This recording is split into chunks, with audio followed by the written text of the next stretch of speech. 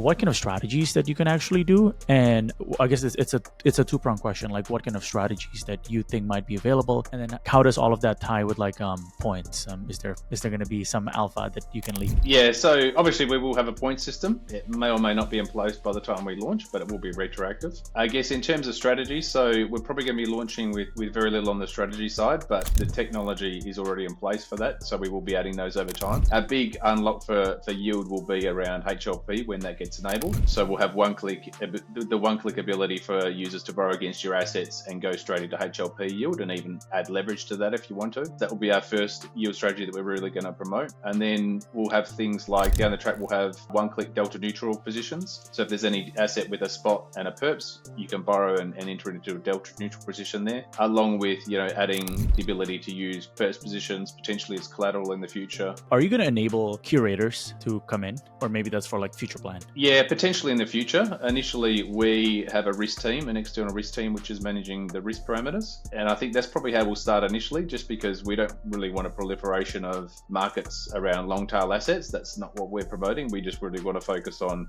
stable coins and having primary markets around stable coins. Really, we want to cover 80% of the use case and demand is going to be, users that want to borrow stable coins against Hype, Bitcoin, Ethereum, Solana, like the primary, the blue chips and the Bitcoin and Ethereum derivatives. So that's what we're going to be really focusing on.